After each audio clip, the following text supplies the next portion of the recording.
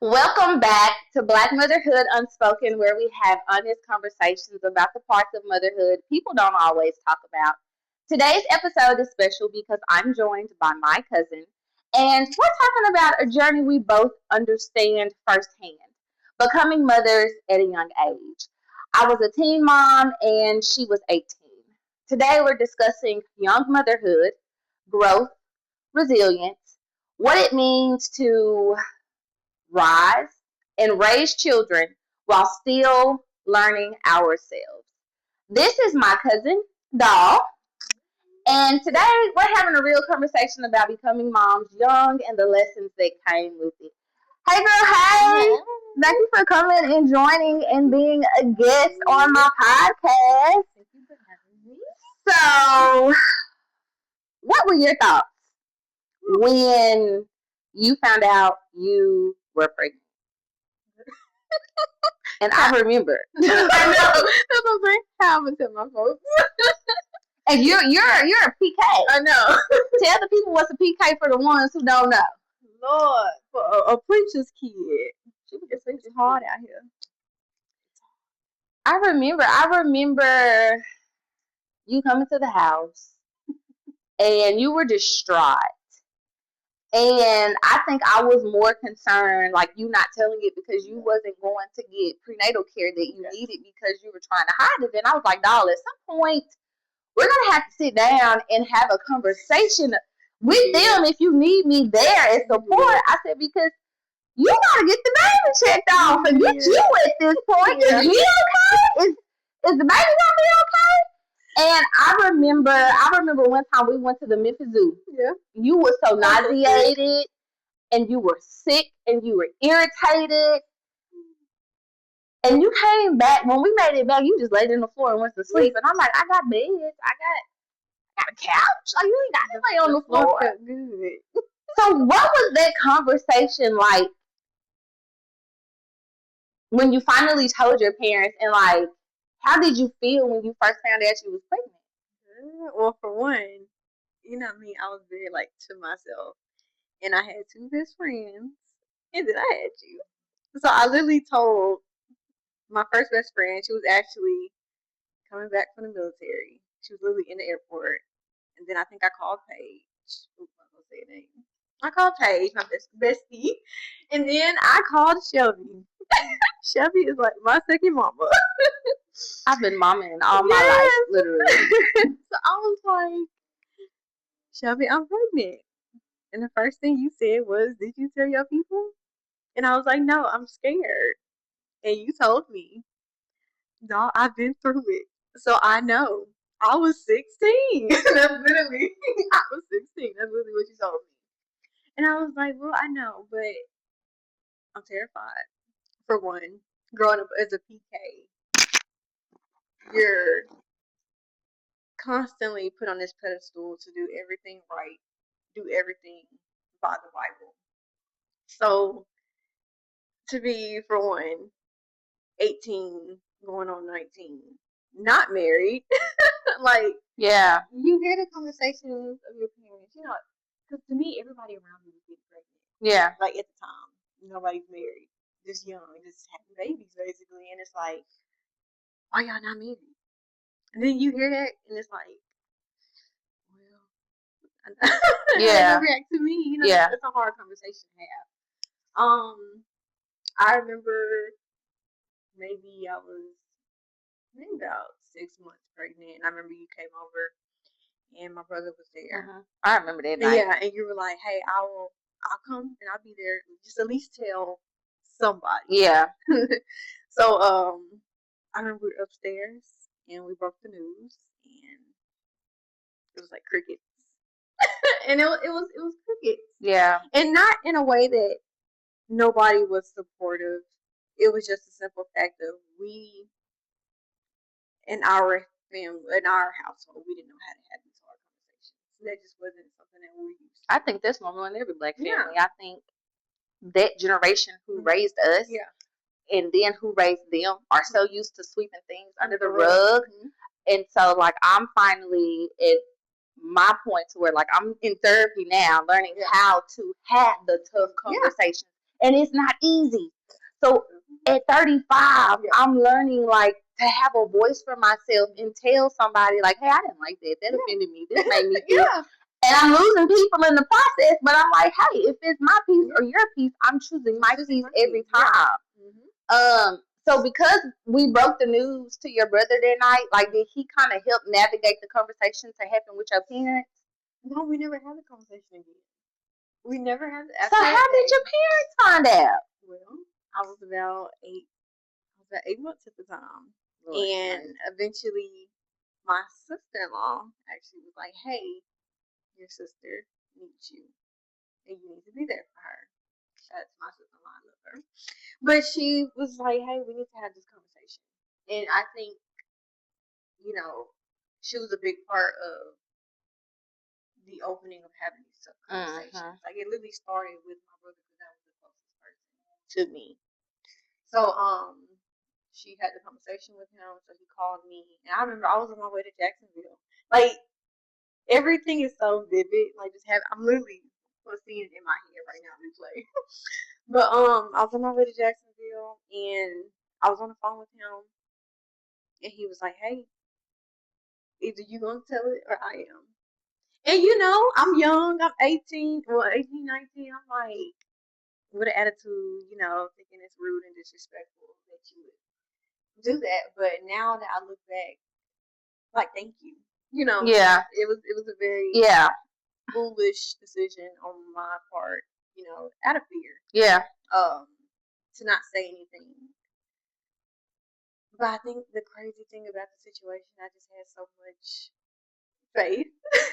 Like, even though it was like a crazy situation, I did go to the doctor at 28 weeks. So I'm really, like, late. I just had faith and I knew my baby was gonna be okay. Well, God was definitely with you because, like, I was worried about, the prenatal care, and your dad, he actually came to me after you broke the news to him. He was like, "Thank you for looking out for my girl," and I was like, "That's my girl." Like, you used to come to the house and babysit the girls for me. But we were scared to tell you. You used to babysit the girls when they were our boys' age. Like, you've always been my girl. And so when he was like, "Thank you for taking care of my girl," I said, "Absolutely." And I made it clear, like, I wasn't holding a secret for her. Right. Yeah. I wanted her to come and tell you all. I said, however, I was concerned about her safety and the baby's safety because she wasn't getting the prenatal care. And I told him, I was like, she agreed that she would tell, your brother. Yeah. And I was like, it went from there. I said, but I'm happy that that's off her chest. Right. Because it's not easy. It was so hard. So after he told them, I don't even remember how, but I remember writing down, like, "Hi, my name is Jason," and then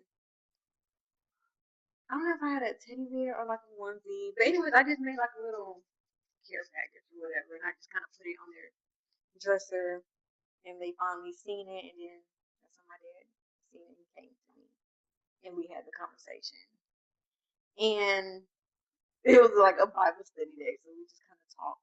Yeah. All the way to BB, and I mean, hey, it is what it is. The baby coming whether we want the baby to come or not. It's coming. Yeah, that's what they're like. But I remember telling my grandma. I think I told my grandma after before the day. I said I was in Jacksonville. I said I was taking to my grandma's house, and I told her, and she was like, "Well, the baby here," And I don't know about your girl. What your grandma had to. Our grandmas were 17 when they had our dad. Yep. My grandma was 19. And so it's kind of like, what are you going to be judgmental for? Right. And that's the thing that I don't understand. Like, everybody acts like the older generation acts like there's no skeletons in their closet and they don't want to unpack the skeletons, but y'all been young once. Y'all didn't do everything by the playbook. I'm just one of the ones who got exposed what I was doing. Yeah. And so I'm just like, I just wish they wouldn't crucify us so hard. I mean, I with the crucifying part and the skeletons in the closet, how I see it now, with my son growing up, it really hurt us. Yeah. Like, it really hurt us because, well, my belief, a lot of our close cousins, were all in twos. And it seemed like, it skipped one sibling. That's how I kind of see it. So I feel like the stuff that they hid, it kind of exposed in us, the teen pregnancy thing. And it's just like, y'all didn't talk about that. It passed on to us. Yeah. Us as mothers, how do we protect our children? Yeah. How do I protect my child from, dealing with these things? And not that you can protect your children from anything, but you start to see the patterns. Yeah. And how to break that pattern and start having these honest conversations, being open. I mean, I see how the girls are. Like, you're amazing, beautiful young women. Like, you did an amazing job. Thank you, girl. And I want the same for my child. Yeah. Because I see how you raised them. Yeah. So. And they will be. I think every kid is different. Yeah. And I wouldn't say I gentle parent all the time, but I try to talk to them and get an understanding before I just go crazy. Like, I really try. Yeah. And I don't want my kids to be afraid to come to me for help, because I know how that feels when you want to go ask your parents, but you already know the answer is going to be no, or it's just not going to happen. And I'm not their friend. I don't want to say I'm their friend, but I do try to have like conversations with them, and everything don't have to be hostile and yelling, and it just don't. And now one is 18 and the other one is 14, and so Kylie's almost in adulthood. Yeah. So who she is now is who she's set to be. Yeah. Like, there's always room for growth and improvement, but I'm just like, the girl is going to be gone next year, so what I'm gonna beat myself up for and make my blood pressure high trying to recreate something. It's not gonna do it, not now. So when you had your baby, how did your life change once you became a mom? Oh, Lord. It did a 360. Literally. Well, I say 180. Either one. I found God. I found Christ. I started reading my word, and I realized that a lot of our decisions pass on to our kids. Like, we really just, like I was saying earlier, like, we wonder why our kids go through things. Sometimes I wonder why I deal with certain things. It's because, like, nobody wants to deal with it. Nobody wants to talk about why you struggle with this, and it passed on to you. I believe that things pass on to your children. So when I found Christ, there was a lot of things that I didn't deal with, as far as like vulnerability and things like that. Like, I wanted my child to be vulnerable. So in order for him to be vulnerable, I had to be. And the only way that I was able to be vulnerable is if I read my word and I seen the way that Jesus walked. Yeah. He was vulnerable. I mean, he was in the garden, having a full blown, I guess, I wouldn't call it panic attack, but fear. I mean, God, he shed tears for his people. Like, just seeing him do that and knowing that we are made in his image, like, just gave me the confidence, as a mom, just want to do better. And I see my child is 7 now. He's very emotional. He can talk through things. If he's feeling some type of way, he'll let me know. And we have those honest conversations, like you were saying. Like, everything don't have to be rah, rah, rah. I can just gently talk to you. These kids are different, though. It's like they come here with intelligence, because I remember one day I was just having a bad day, and I was like, Kobe, come on, let's do this. Hurry up. And he looked at me and he was like, you don't have to be mean to me. You don't have to talk to me that way. Like, I didn't do it. And I'm like, this is a 5-year-old. And I had to check myself, because I'm like, he's right. He has nothing to do with this situation. And so in that moment, I apologized to him. And I also feel like that's something that our parents and their parents, like, are not once again, just putting the band-aid on it and sweeping it under the rug. And so, like, I want to be that parent that, like, if I do something wrong, like, I'm going to apologize. And my mom is really good about apologizing if she does something that knows that hurts me.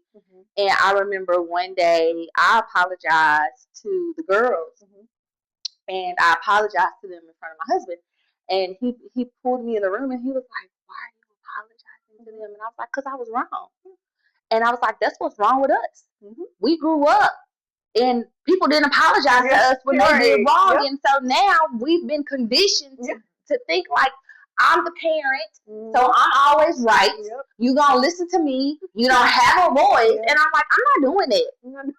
We're not doing that. And so, like, if I'm wrong to my kids and my kids be like, "You hurt my feelings," I have to check myself and be like, "Well, I apologize. I didn't mean to offend you. However, I just think that if you did it this way, it might be better." But my oldest has told me, like, "I'm not you. I'm not going to do it the way you do it." And I'm like, "Okay, you're not going to do it the way I do it." Because guess what? I did life completely backwards. I had a baby first, while going to college. Eventually, I got married, backtracked, finished college, had another baby, finished master's degree. So it's like I did everything completely out of order. So I'm like, you know what? You're right. Your way is your way. I'm not. I don't control. Control. You. Let's see. What did people assume about you as a young mom that wasn't true? I don't know. I don't even know if this is like an assumption, but it's just like, I'm not dumb.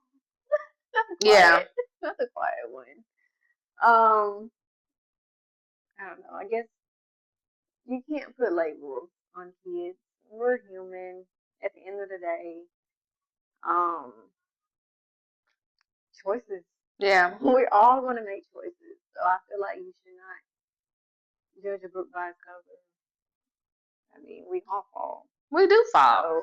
So when you were pregnant, what were some things that got back to you that you heard about yourself that made you feel like, well, dang, like this how they really feel? Like that's not right.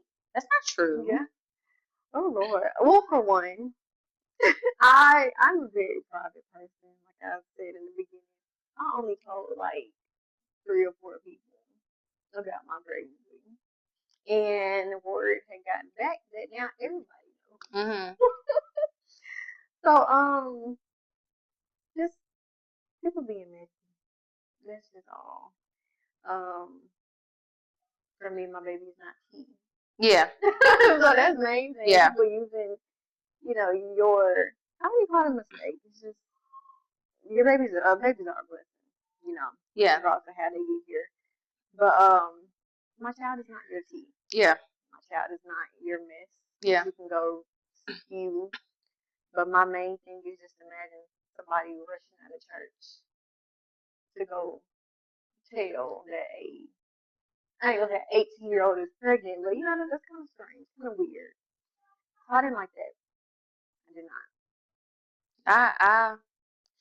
But the thing, okay, so you were 18, I was 16. I was still in school. I had to walk the hallways, big belly and all. Yeah. And I never told my mom this. She finna know now, and I know she's gonna be like, "Oh, if you would have told me, I would have been at the school." Girl, I know. That's why I ain't say nothing, because I know she would have went off on the woman. I did for 9 months. I remember one day I was walking the halls, and everybody knew, because by the time I had went back to school, it was summer. And so I had just found out I was your size, little, nothing. But as time went on, the bump came, and I remember one of my math teachers I had the year before, she got in my way in the hall, and she was like, "I'm very, very disappointed." Wow. And I was like, "Yeah, I know."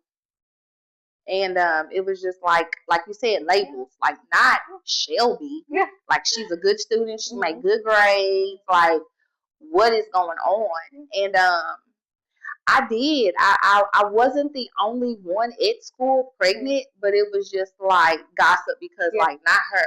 Yeah. Like she's one of the good kids. We don't have any problems out of her. And I don't know. Like I did. I held my head high every day going to class. I didn't miss any days because I knew I was going to have to be out after I had the baby. And I remember my mom going to get my work from my counselor, and then she would turn it back in, and then I would get more work. And I remember that. I remember transitioning when it was time to go back to school after having her. It was hard because I'm up with the baby at 2, 3 o'clock in the morning, and then I still have to get up and I have to go to school, and then I had to function. Yeah. And I remember my history teacher, 11th grade year, he transitioned to our like assistant principal. So we had like a sub. Okay. And so in my mind, I'm like, this is sub. Yeah. I don't know. I went to sleep. I went to sleep every period I had that class because I was exhausted. Yeah. And I remember one of the girls in class, she came and woke me up when the bell rang. She was like, hey, girl, I had drool all up my cheek. I was ashamed. She was like, class is over. And I was like, thank you. And I remember the sub came to me. She was like a long-term sub. She was like, you're not going to pass this class if you continue to do this. Oh, wow. And I was like, what do I need to do? And she gave me some makeup work, and she was like, you need to stay, away. Yeah. And this was junior year, and I'm like, I cannot fall behind because I have got to get out of here on time. And so her telling me that really put fire under me. Okay. Like, I got to get out of here. Right. I can't stay here. Yeah. I got somebody else that's depending on me. I got to want better and do better for her. Yeah. And so I began doing the work, staying awake, and my grade came up. And I'm proud to say I graduated on time with my class. I graduated with a scholarship, and I graduated with honors. Yeah, prove everybody wrong. Indeed. It was not easy, but I did. Did you ever feel like you had to mature faster than your friends? You know what? Yes and no. Or more like a no and a yes. Because I was never the one to like go to parties, go to clubs, have to hang out. So I feel like I didn't miss out on anything. Yeah. But as far as like mentally mature, I was like a big kid myself. So I'm still like a big kid myself. You just be kicking it. Just go with the flow. Not really. Okay. How did motherhood shape the woman you became? Ooh. I thank God every day for my child. He taught me how to be loving, genuine love, I wouldn't know what my life would be if I didn't have him. I promise I feel the same way. I feel like me having Kylie structured me. Yeah. And then when I had Chloe, it's kind of like the blinders came off because she's my second baby at this point. I'm like, okay, I'm not gonna do this with you. You can go on about your business. I know what I have to do, but I have to go twice as hard. I really think Kylie saved me. Unlike how you said you didn't go out. I remember I was at Euler after I graduated, and girl, Kylie was the campus baby, okay? Because I had friends that stayed on campus, and so I would hang out with them after class. But after class, I would go get Kylie, and I'd be like, I'll be back. And I brought my baby to the student center. We'd be at the dorms. If I could probably get her into the parties, I probably would have. But she hadn't come to the party, and she was maybe 3. And like wherever I was in that little Nissan Sentra, that's where she was. And she did. She gave me structure. She made me responsible. Yeah. Before I had Kylie, I needed my parents for everything, specifically my mom. Like, I don't know how to do it. I can't do this. And when I had Kylie, my mom would always tell me, it's time to man up. Time to put your big girl panties on. Like, you got somebody that's looking at you and needs you. And my mom would always say, and like I say it now to my girls, like, I'm not going to be here always. Yeah. Something could happen to me today, and you need to be self-sufficient to take care of yourself and know what to do. Yeah.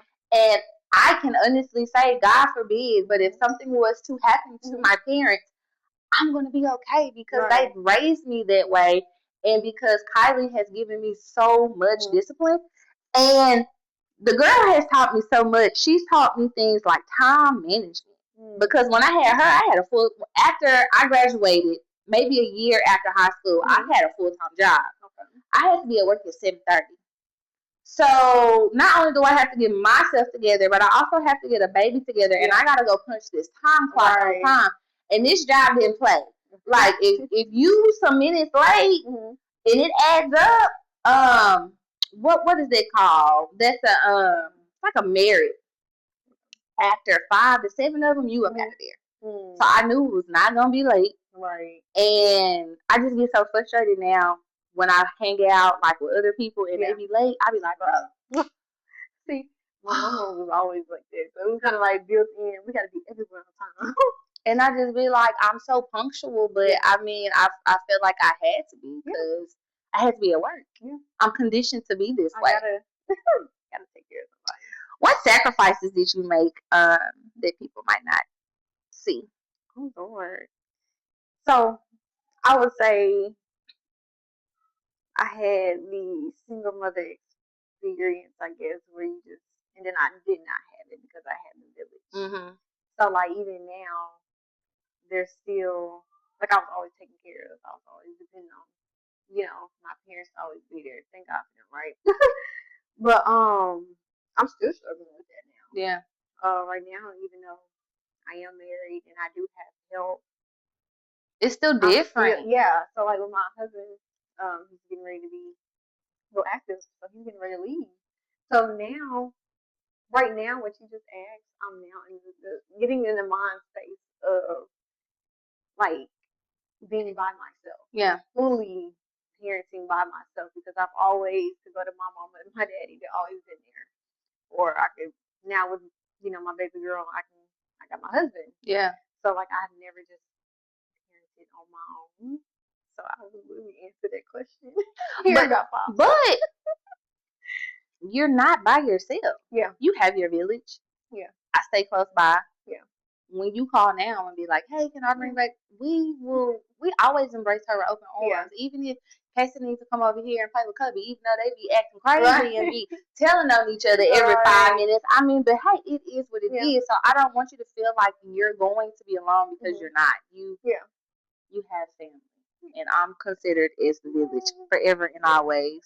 See how important was having family support during that season. As we see, it's important. Everybody needs a village. Everybody needs it. Because there's been times where, like you said, like, yeah, we married now, but sometimes me and him still need a little bit of help. Yeah. Especially like with after school care.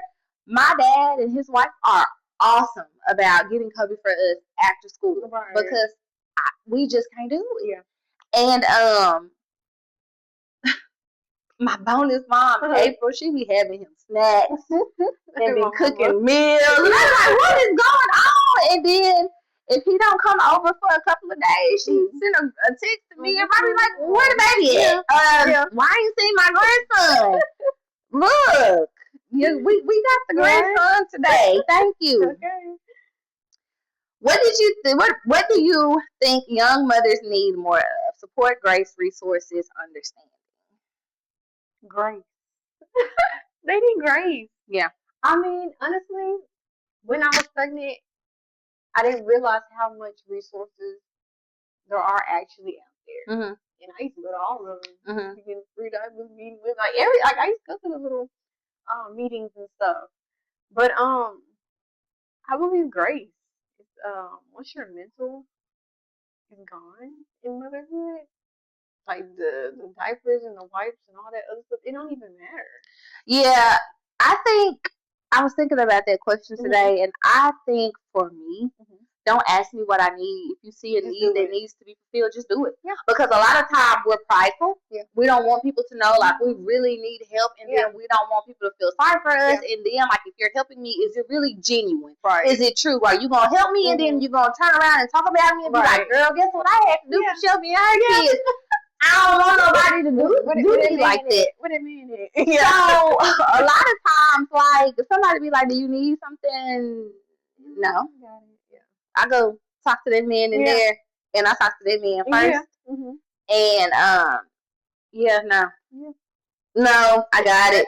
But yeah, just do it. If you Yeah. see a need that needs to be fulfilled, just do it. How can families better support young moms instead of shaming them? Like we just said, just do it. Just do it. Just do it. And don't make them feel shame. Like, don't shame them. Like, basically, you already got enough going on. Yeah. You already feel bad for yourself. Because I think my main thing was, I feel bad that my parents couldn't just be grandparents like they are now. Yeah. Like, they literally had to be the parent and wake up with me when I'm up with the baby. Yeah. Or when I'm going through postpartum, you wake up and fix me breakfast every morning. You know, when I'm sick, you gotta go do. So I just feel like. But I think that's unconditional love. You'll always be their baby, no matter how old you get. Like, I'll always be my folks' baby, no matter how old I get. And I just think that's unconditional love. I think that's just what you do. Like, even though we're adults, and even though one day my kids will become adults, I'll always be a mom. Yeah. I'll always forever fulfill a need if they need me to fulfill a need. I don't care if my kids get 50. I'm always going to be mama to them. They're always going to come and tell me their problems or cry to me and be like, Mom, can I have? Or Mom, can you help? I just think that's forever. I think that's a title that, you know, our parents, mom, dad, sister, cousin, I just think that's a title that we're going to wear forever. Yeah. I do. Looking back now, what would you tell your younger self? Oh, Lord. That's going to be your life. That you're going to have a 7-year-old that you just love to pieces. Yeah. He would change your life. And I don't want to go back. So, you know. I think I would tell my younger self, you're going to be all right. Yeah. Like, the long days, the long nights are going to pay off. Man, I remember when I worked at the pharmacy, I was inpatient. So we're open 24 hours a day. You never close. And I rotated every other weekend, and I worked holidays. I would rotate Thanksgiving and Christmas. I missed a lot of Christmases for the girls. There were a lot of mornings where I didn't get to see them open their Christmas presents because I was at work. I remember I missed Chloe's first steps. My sister sent me a video and was like, hey, Chloe's walking. It's a lot that I think back on. And I'm just like, I missed a lot with them. And I remember I went to my mom and I cried because I worked in that pharmacy for like 5 years. And I was like, I'm never going to get out of here. I'm tired of working weekends. I'm missing weekends with my kids. And the thing, like, I like about my mom, no, I love about my mom can inspire, girl, she can inspire a goldfish. Get down on luck. Call Jennifer. Call Lisa. She can pump some words, some life into anybody. I admire that about my mom. And you'll never have a bad day around my mama like you won't. And I remember crying to her, like, Mama, I'm never going to get out of this situation. And she was like, yes, you are. She said, let me tell you something. She said, I worked at Walmart when I had you, and I felt the same way. I had to get a family member to keep you because me and your daddy was trying to make it. She was like, you going to get out of this? She was like, but you got to go through this to, like, help you remember, so when you do, you know, excel in what it is you want to do, you can remember these days. You'll have humble beginnings. And she's like, it's just going to be like this for a little while. It's not going to be like this forever. And I think that's some of the best advice that my mom gave me that day, because now where I am, I'm able to spend every weekend with my kids. I'm able to spend every Christmas, every Thanksgiving, every holiday. I thank God that I have an employer that is flexible with me. If I want to take off 2 hours and go to a school event, I can, and they not, you know, you gotta be in it. Like, I didn't get to experience the whole, you know, way with the girls, but I'm here on the back end. I'm still catching, you know, their life. And now I'm blessed enough to be able to catch it all with Kobe. Like, that's the thing about having, kind of like a do-over. Yeah. Like, I had them at teenagers. And so now it's like, I'm an adult and I'm more stable now. So it's like, I really get to soak up everything with him. And I'm so grateful that I get to experience this. Because you don't get these years in this time back. I cried this morning. So Kobe, they do carpool. Like, the kids have to jump out the car and stuff like that on their own. But we wasn't doing that because we got to put the backpack on, got the lunchbox. And so I walked him to the door. And so he see all the other kids getting out the car. He's like, Mama, why don't we never do carpool? And I was like, well, I don't know if you can do it just yet. I said, you got to be ready to, like, get out the car because Mama has to keep driving. And he said, oh, okay. So the next morning, he was like, Mama, let's try carpool. And I said, do you think you're ready? He said, yeah, I'm going to be 6. I'm a big boy. And so we did the carpool. That baby put on his backpack. He grabbed his lunchbox. He hopped out the car and he closed it. He said, bye, Mama. And I got emotional because I'm like, he is growing up on me.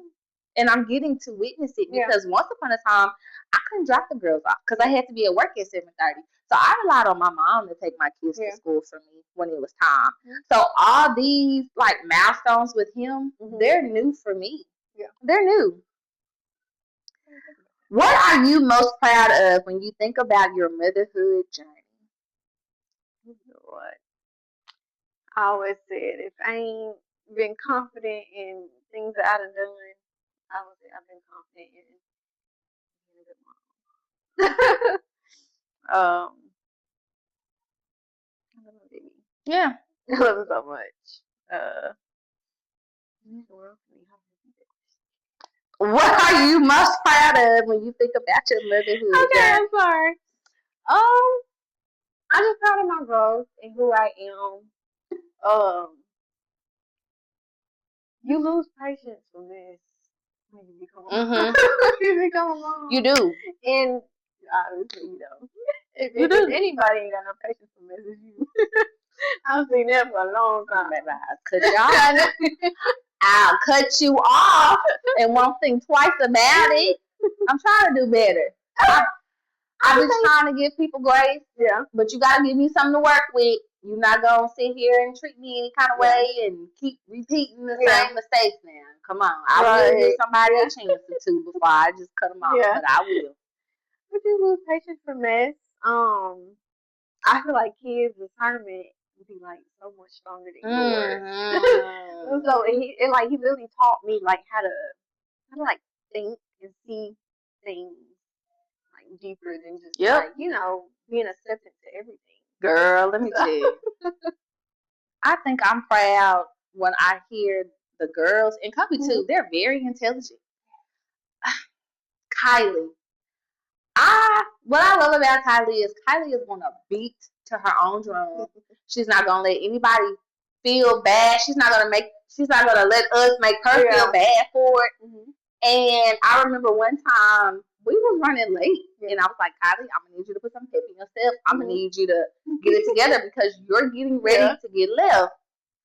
And so when she got in the car, I was just like, why don't you have any hustle and bustle? Because Kylie, baby, she gonna stroll, okay? She's not gonna do no quick 1-2. She's never been like that, and that's just not who she is. And I was like, why don't you have no hustle and bustle? And she was like, I don't know. I just, this is just who I am. Girl, one morning, I was hustling and bustling trying to hurry up, and I hurt myself. Yeah. And she gonna say something. See, that's why I don't do the hustling and bustle. Girl, I put my hands on you. She was like, see, that's why I don't do the hustle and bustle because I don't want to hurt myself like you over here. Sick of these kids. Girl. Sick of these kids. Oh did motherhood humble you quickly? Oh, Lord, yes. I can't get this nose ring together. It's just bothering me. Oh, my gosh. Motherhood humbled me to the core. It's still humbling me. Yeah. I know people be like, kids are so honest and this is I love I love the honesty. Oh, sometimes the honesty be hurting my feelings though, It dog.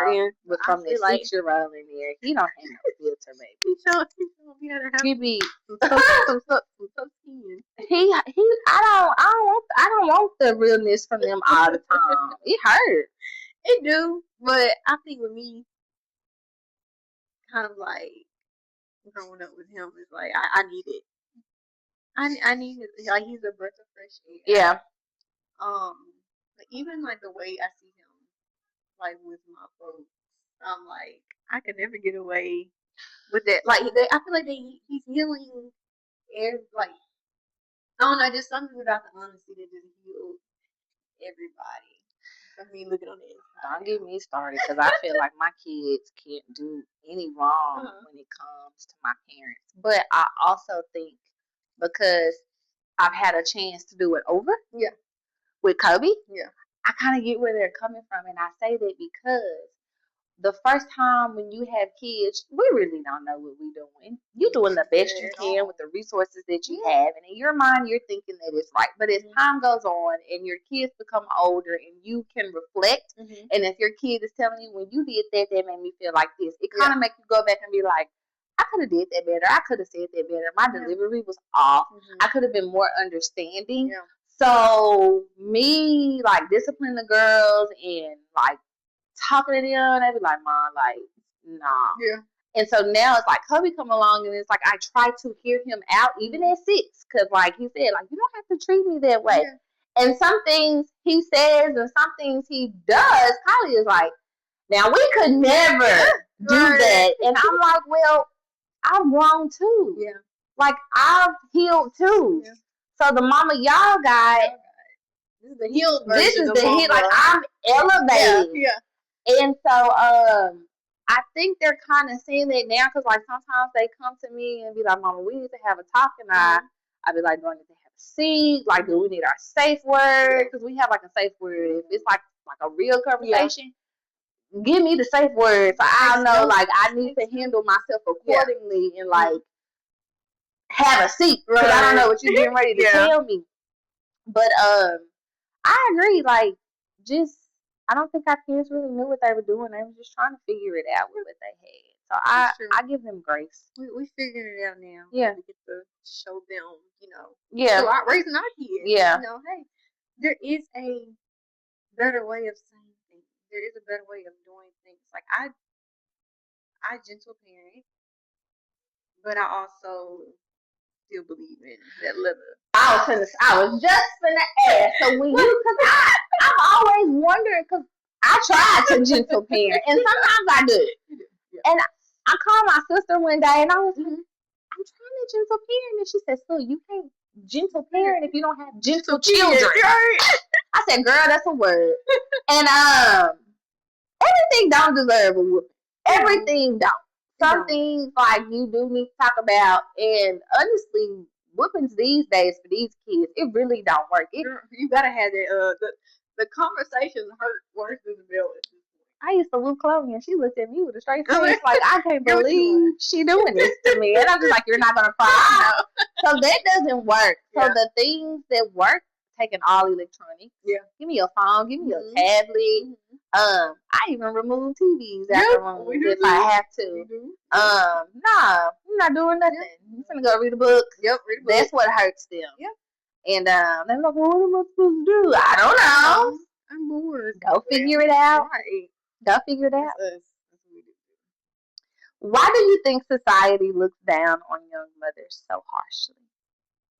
Ooh. Well, I feel like society's favorite thing is to say why she choose him. It's always the woman. It's never the man. It's always the woman. And I don't know though. I don't know because I didn't see some women chew men out and they said you know better than that. Like you. I feel like I will say it's rare. What is society doing? Oh, you know what?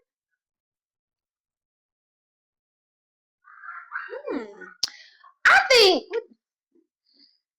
they expect for us to be married first.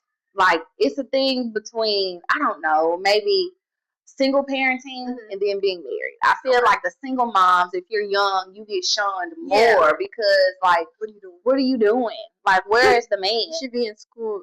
Focus on your books. Do this and do that. Yeah, you're like your man. You're focused on the man instead of focusing on your education, making 6 figures. But the thing is, if we stay with the man and if it's toxic, is that really good for the kids? Because, like, the kids is seeing arguments, right? Possibly fight.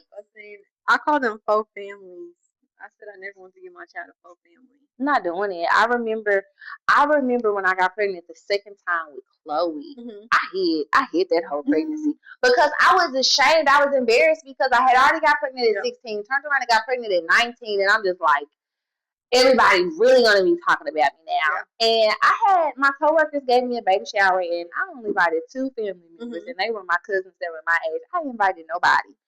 And my mom came, of course, and my mom was like, "You're not going to invite me?" No, I'm not. I'm ashamed. Like, I know what they're going to say. They're going to talk mess. And so I remember I went to BB, and my grandma was like, "Shell, let me ask you a question." We was in the garden. I'll never forget, and your mom was there. Okay. She's like, "Let me ask you a question," and I said, "Yes, ma'am." And she said, "Are you pregnant?" I said, "Yes, ma'am." She said, "I told Sam that you was pregnant, and he told me she just gained some weight." And she said, "I know what weight gain is, and I know what a pregnant stomach is." And I was like, "Yes, ma'am." And she said, "So when is the baby due?" I said, "Tomorrow." Girl, your mama was like, "Tomorrow?" Yeah, I'm getting induced tomorrow. And my grandma was like, "Well, why you didn't tell nobody?" And I'll never forget. She said, "Well, are you and the boy thinking about getting married?" I said, "No." I said, "No." And she said, "Why?" I said, "I love him. I like him." I said, "But marriage is serious." I said, "Marriage is very serious." Yes. And I'm married, and it's easy to get married around to the courthouse, but it's hard to get out of one if it's past some 60 days. Okay. But I'm just like, I just feel like just because I have a kid with someone, that shouldn't mean that I have to marry them. That's true. I agree. It's okay, like, if we just coexist, co-parent, and times are different. I'm so And that's what I said. I said times are different now. Like, we're not just marrying somebody because we have a child. And it's not to say, "Oh, I'm just gonna get pregnant and have 10,000 kids by this person." Like, no, I take accountability for basically the sin that I did. Yeah. And these are the consequences of my actions. Realistically, I feel like society doesn't want to hear the accountability side on our parts of being single moms. Like, hey, we're sorry. It happened. But, you're the one that's miserable. Yeah. I'm the one that had the child, and I don't have to sit here and you don't. But you have to, deal with it. I don't know. What message do you want to give to young mothers watching? Oh. For one, co-parent with God, and do not define yourself as a single mother. That's one thing that I did not want to do, is define myself as like a single mother. It's not your name. It's not your identity. Yeah. And I say that because going back to like a biblical Bible verse, in the book of Ruth, when Naomi's husband died and all her sons died, she changed her name to Mara, which meant bitter. So back in the Bible days, everybody's name meant something. And it was always tied to their calling. Yep. So my thing is, I feel like if I walk around identifying myself as a single mother, that's all I will ever be. I like that. So that is, do not define yourself by what you go through. Or a baby mama. I hate the word baby mama, baby I'm a daddy. mother. I'm a mother. I am not a BM. Yeah, I'm not a BM. I'm a mother. I don't like that word at all. I cringe when I hear that word. So let's be Let's be honest for a Okay. moment, like real honest. I'm trying to figure out how to ask you this. So, what part, like, did the dad play? Like, when you were both? Well, when I was pregnant, nothing.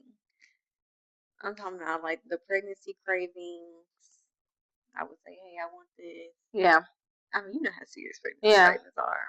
When I tell you, nobody shows they hate you more than somebody that does not bring your pregnancy cravings. Or just not there, period. Nothing. No doctor's appointments. Didn't show up to the hospital. Yeah. I think it hit me when it wasn't when I was pregnant. It was like after the baby got here and it was time to put in the work. Yeah. Like, are you gonna come over here and help change like some diapers? Like, and my mom was, I stayed with my mom. I'm 16, right? Right. And my mom was real good about letting him come over and see her whenever he wanted to. She always just said, "Don't come empty-handed. Like, just bring something."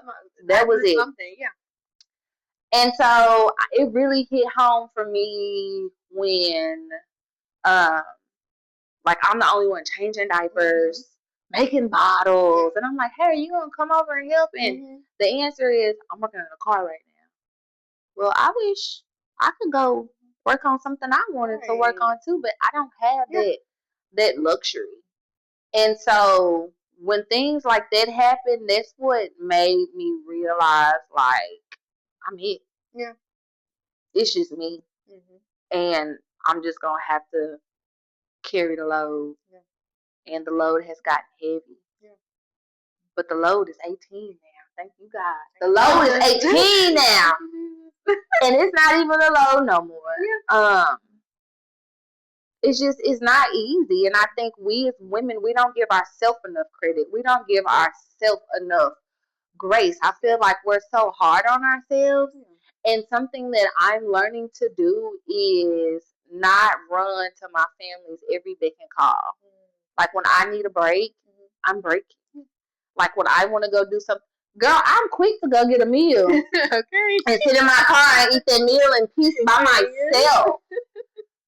Real quick. And so I think, like, we just need to be more patient with ourselves because we've been through a lot. And just trying to figure it out. There's no rule book on how to be a parent and how to parent. And at one point, I had kids at 3 different stages. I had a teenager, I had a preteen, and then I had a newborn. And I'm just like, what are we doing here? And so now I'm just happy to see, like, the girls are thriving. And I'm so grateful for my family because I could not have done this without them. And I really feel for other girls who don't have a support system. Yes. When I was working full time, my aunt, I paid my aunt, and she kept the girls for me. And I didn't have to pay her every week or nothing. Like, when I get like my income tax money, like, I give her some money. Like, she wasn't stressing like every week or that. And one of my coworkers was like, "I have to pay my mom to watch my baby while I come to work," and my mouth swung open. I was like, "Your mom?" Your mother? And she was like, "Yeah, my mom don't watch my kids for free." And I said, "Huh?" Yeah. And I ran home and I told my mom, and she was like, "Yeah, Pooh, like, everybody not like us." And I thanked her, like, "Thank y'all for watching my kids while I'm at work." My parents are my co-parents, so I could imagine, give me $20. Like, what? The things that I've heard, like, being put out. Somebody was like, "Well, my mom put me out when she like, where do you go? Yeah, where do you go? Where do you go? What do you do?" Child. They don't care. Well, it's been a good conversation. It has. I'm so proud of you. I am so proud of you for blooming into the woman you are. You did not let your situation break you. You kept pushing. And I also want to thank you for always giving me a front row seat on your journey. I am so honored to know and love your babies. I love that they know me by name, and I look. It really broke my heart in a good way when Kason called me and he wanted to tell me how good I did at the book signing. Like that touches my heart. I love kids. Always loved kids. Girl, I thought I was gonna be a school teacher until I had some kids, and I said I don't want to be a teacher anymore. But I love children, and you've always trusted me with your children. I remember you trusted me with yours. I did, but mine were a little bit older. But you trusted me since Kason was a baby, strapped in like the car seat fully. You would just drop him off, and Robbie be like, "Who baby is this?" Wait, remember I met y'all at the restaurant? Yes. Y'all like, just bring the baby over here. You always did. But y'all gave me, but you know, you and Robbie gave me that break. Like when I, think about dating or whatever. When I think, of course I want to be like, oh, with your parents, So like I had you and Robbie, and y'all gave me that space. Y'all gave me that space to grow as a woman and to not just to separate motherhood from just like dollar stuff. And I paid it forward, and that's the thing. Like we have to learn how to pay it forward to each other. My aunt was that for me. I have an aunt, and all I was doing at first was just going to work and going to school. And she said, "Don't you ever want to go out?" And I said, "Yeah." She said, "Bring them babies over to me. Like I'll watch them." She said, "You're young." She was like, "Just because you're a mother doesn't mean your life has to stop." She was like, "You can still go and hang out with your friends and find out who you are." And I would. I think I did a little bit too much. But she always watched my babies for me whenever I wanted to go out. And sometimes, like when friends would flake and be like, "Oh, we're not going no more," I would just go home and chill and just be like, let me have a moment to myself.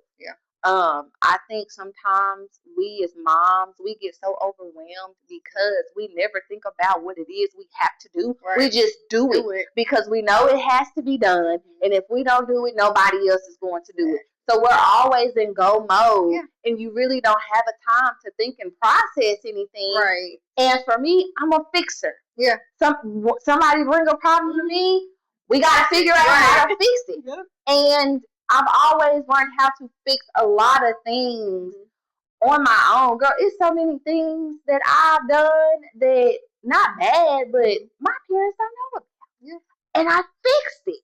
And I knew I had to fix it because if I go to them and tell them, "Hey, I did this," well, what is going on? We need to get you some help. Girl, I remember maybe freshman year in college, I was not going to class. Like I would just show up when I wanted to show up, and they was like, "You've lost your financial aid for next semester.